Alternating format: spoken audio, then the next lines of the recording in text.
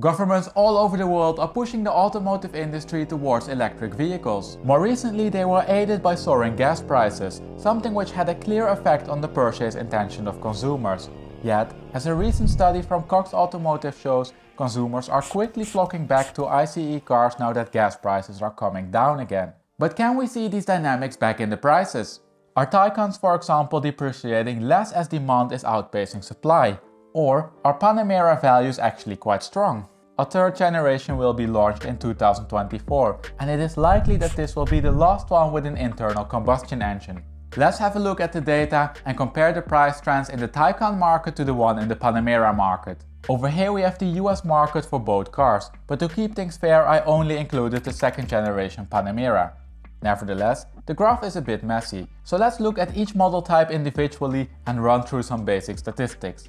Starting with the base market, we can see that with 705 cars, it is rather a large segment. Older Panameras are of course the cheapest, as they start at $60,000. Prices for the younger cars are fairly similar to Taycan prices. Only the Taycan Gran Turismos are clearly more expensive, as prices go up to $160,000. The average price gap between the model year for the Panameras is, by the way, around 10%. And it will be interesting to see if the same rate applies to the Taycans. Moving on to the S market, we can see that supply is slightly lower with 491 cars. Also, compared to the previous graph, it is clear that on a model year basis, supply for the Taycan is much larger. And while prices are still fairly similar for model year 2021 and 2022, the model year 2022 Taycans are much more expensive than the Panameras. Perhaps the price drop in the Taycan market will be smaller than the one in the Panamera market. With 135 cars, the GTS market is clearly a lot smaller. The Taycan GTS is of course a relatively new car, so supply is limited to model year 2022.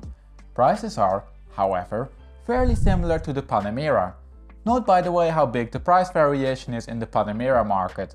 You can pick up a 2019 GTS for $110,000, while the newer ones can stretch up to $180,000. Moving on to the turbo market, we can see on the left hand side that the Panamera Turbo S still demands a hefty premium over the normal turbo. A Turbo S will cost you $30,000 more. Now looking at the newer cars from model year 2020 onwards, we can see that supply for the Panamera is low. Overall though, prices are very similar to the Taycan. There are some Cross Turismos with prices around $250,000, but those are exceptions. Another interesting observation is the price gap between the model years. In the previous graphs, we saw that the older Taycan models were not so much cheaper than the newer ones, and this contrasts to what we see over here. You can see that a model year 2020 turbo is a lot cheaper than a 2021 or 2022 turbo. Now all of that might have seemed a bit boring, but it is important to understand the market before looking at the price trends. Having said that though, let's have a look at the price trends. Can we see significant differences between the Taycan and the Panamera when it comes to the depreciation patterns? We'll start with the base model and then work our way up to the Turbo S models. At the end we will then aggregate all the numbers and conclude. But while we go through these numbers, it is important to keep the market trend in the back of your mind. Car values increased a lot during last year, but more recently have been flattening or even decreasing. This is then also the pattern that we can see in the base market. Over here we have the prices for the used cars, and you can see that both cars saw prices increase till May of this year. Since then, Panamera prices have been flat, while Taycan prices continue to increase by 2.5%.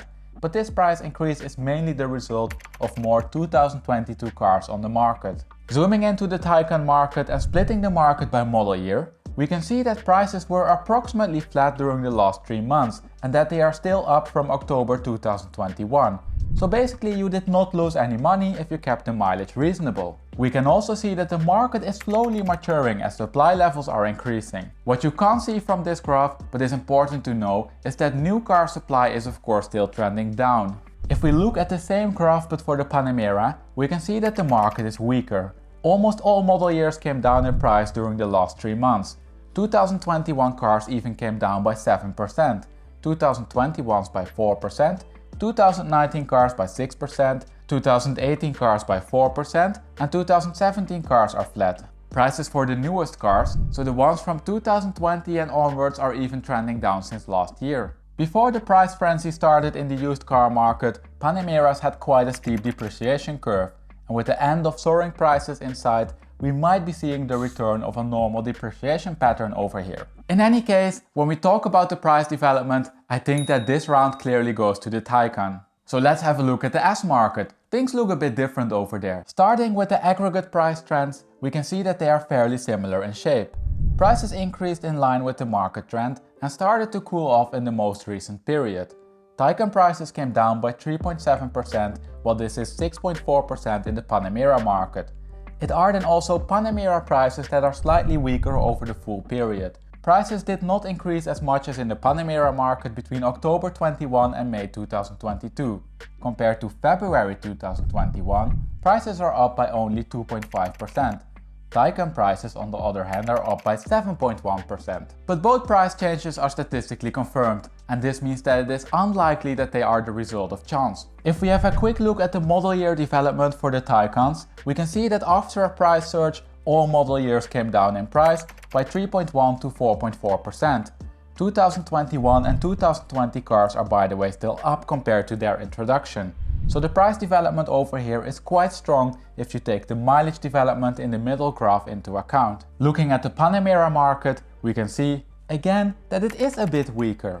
Prices decreased by 6 to 10% during the last 3 months, so this is more than the 3.1 to 4.4% in the Taycan market. Also, looking at the long-term development shows that the trends are more downward sloping than in the Taycan market. Naturally though, the older Panameras look a bit stronger. The depreciation effect is smaller for older cars, and we can see that prices are approximately at the same level as in February 2021.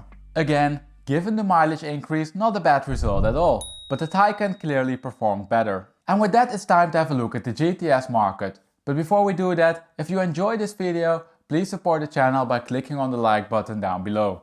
Thank you. If we start with the aggregate price trends, we can see first of all that the trend in the Taycan market is a bit strange. With 9 cars for sale, supply in the GTS market is too low to get a reliable price estimate.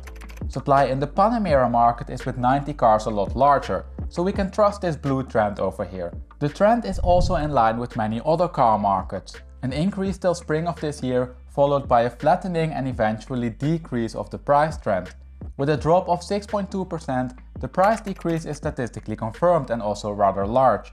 It brought prices back to $128,000, and that is approximately the same as in January 2021. I also inspected the price development broken down by model year, and this revealed that the price drop applies to all model years. And with that, it's time to have a look at the last market segment, the one for the turbo. Over here we have the price trend split by the normal and the S models, and we can see that the normal Panamera Turbo, the normal Taycan Turbo and the Taycan Turbo S show fairly similar price behaviors.